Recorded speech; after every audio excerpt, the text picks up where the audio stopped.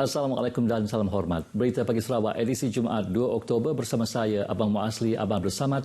Kita mulakan dengan perkembangan ini.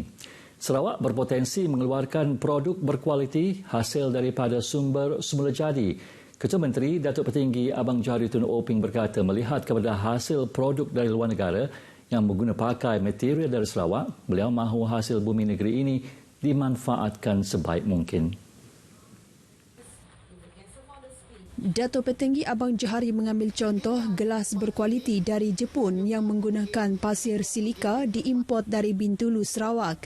Katanya, jika negara luar mampu mengguna pakai material di Sarawak sehingga menghasilkan produk 400 kali ganda yang menguntungkan, usahawan tempatan disaran supaya mengenal pasti potensi bahan-bahan yang boleh mendatangkan hasil kepada ekonomi negeri.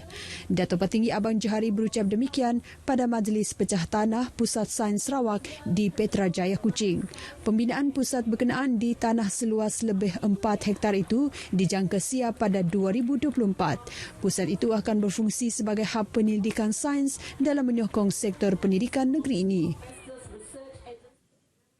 Kerajaan negeri memperketatkan kemasukan ke Sarawak berkuat kuasa Ahad ini. Timbalan Ketua Menteri merangkap pengerusi Jawatan Kuasa Pengurusan Bencana Negeri JPBN Sarawak, Datuk Amar Douglas Ugah Embas berkata, keputusan ini dibuat selepas mengambil kira peningkatan kes positif COVID-19 di beberapa buah negeri.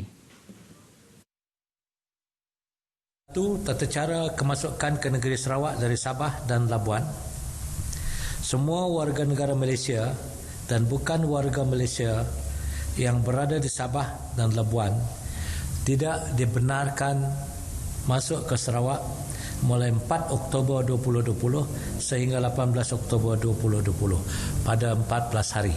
Datuk Ahmad Douglas dalam sidang media di Kuching memaklumkan rakyat Sarawak di dua buah negeri berkenaan dibenarkan kembali ke negeri ini, namun perlu memohon kebenaran melalui aplikasi Enter Sarawak dan mengisi borang deklarasi e-kesihatan. Mereka akan dikuarantin selama 14 hari di pusat kuarantin dan mengambil ujian RT-PCR COVID-19 yang ditanggung kerajaan negeri. Bagi sektor perkhidmatan penting termasuk perkhidmatan penghantaran yang menggunakan jalan darat, surat khas daripada JPBN bahagian yang berkenaan adalah perlu selain wajib mengambil ujian RT-PCR COVID-19. Sementara itu, warga negara Malaysia dan bukan warga negara dari Semenanjung juga perlu membuat permohonan yang sama selain dikuarantin 14 hari dan kos ditanggung sendiri. Bagi kategori perkhidmatan penting dan perlu menjalani tugasan rasmi di Sarawak, tindakan sama perlu dibuat dan wajib mengambil ujian RT-PCR COVID-19 3 hari sebelum penerbangan. Rakyat Sarawak di Semenanjung dibenarkan balik namun perlu membuat permohonan melalui aplikasi Enter Sarawak dan mengisi borang deklarasi e-kesihatan. Wristband atau gelang tangan akan dipasang selain kuarantin 14 hari dan diambil ujian RT-PCR COVID-19 pada hari kedua. Sekiranya keputusan ujian adalah negatif, mereka dibenarkan balik ke rumah untuk menyambung baki hari kuarantin dan diberi perintah pengawasan dan pemerhatian di rumah HSO. Mereka dikehendaki untuk ke klinik kesihatan berdekatan untuk mengambil ujian RT-PCR COVID-19 pada hari ke-10. Sementara itu, bagi rakyat Sarawak yang dikategorikan perkhidmatan penting dan perlu menjalani tugasan rasmi di Semenanjung, mereka dibenarkan ke Semenanjung dan perlu memohon kemasukan melalui aplikasi Enter Sarawak dan mengisi borang deklarasi e-kesihatan. Individu terbabit wajib mendapat kelulusan daripada ketua jabatan masing-masing dan memuat naik surat rasmi ke aplikasi Enter Sarawak sebelum dibenarkan pulang tanpa kuarantin di pusat kuarantin. Mereka akan dilakukan swab setibanya di Sarawak dan dipasang wristband dan akan dikenakan HSO sehingga keputusan ujian negatif. Bagi mereka yang Sementara itu, dalam sidang media yang sama, Timbalan Ketua Menteri Datuk Amar Douglas Ugah Embas memaklumkan bahawa kes positif di Sarawak kekal sebanyak 713 kes selepas sifar kes direkodkan di negeri ini semalam. Beliau juga memberitahu bahawa tiada kes baharu yang pulih dan dibenarkan discharge dari hospital semalam.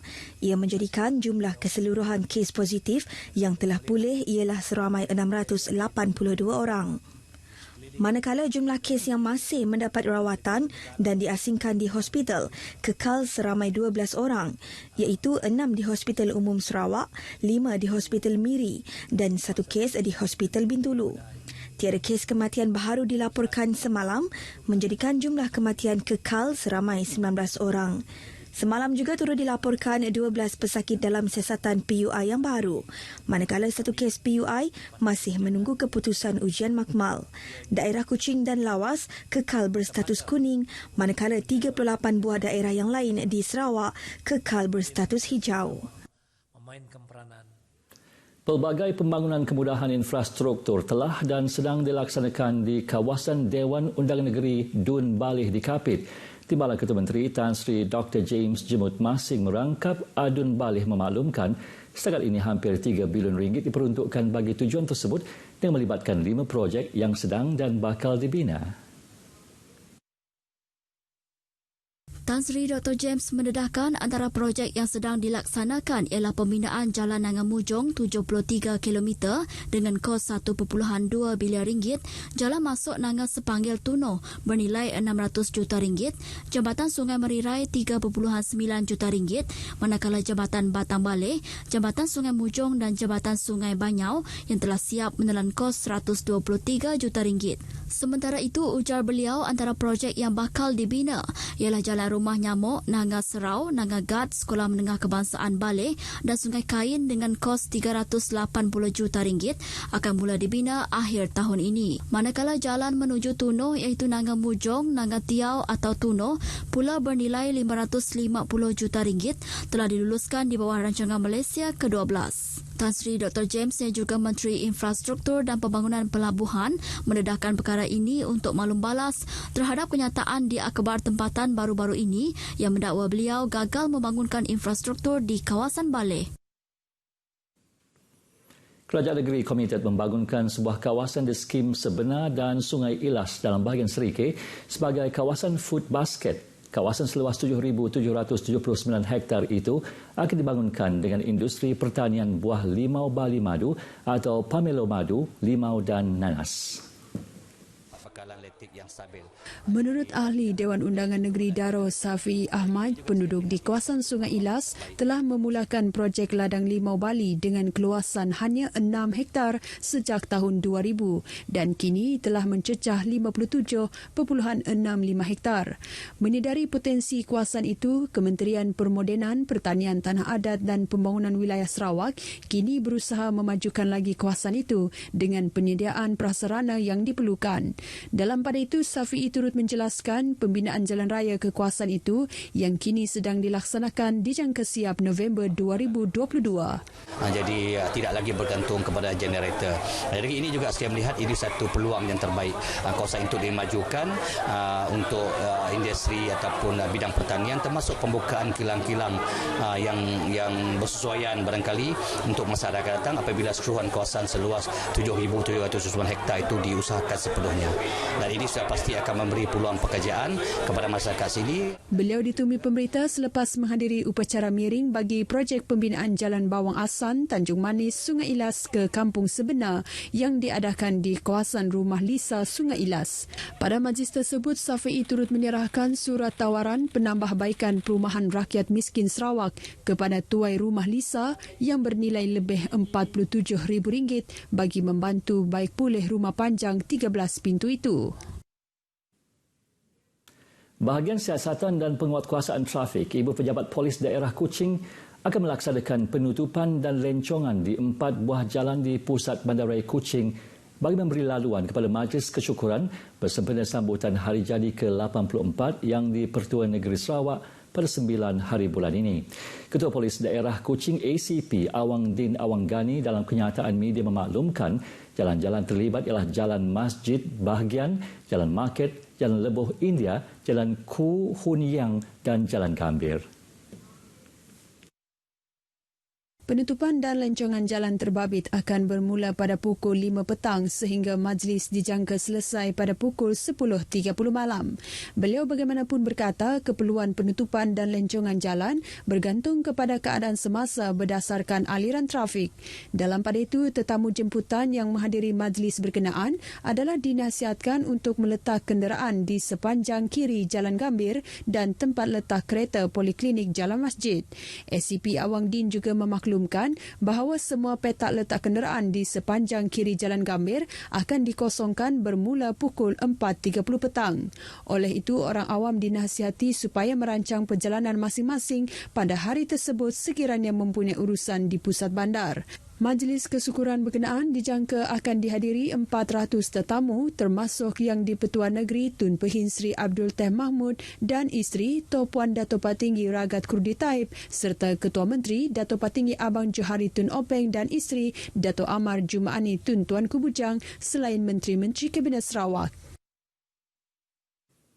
Isteri Ketua Menteri Dato' Amar Jumaani Tun Tuanku Bujang telah menyerahkan sumbangan dan kit pencegahan COVID-19 di Pusat Pemulihan Dalam Komuniti PPDK Seri Sato.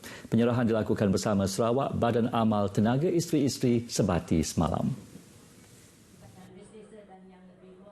Penyerahan kit pencegahan COVID-19 tersebut merangkumi 55 buah PPDK seluruh Sarawak dan kira-kira 20 persatuan bukan kerajaan yang menerima sumbangan cecair pembasmi kuman selain dana khas.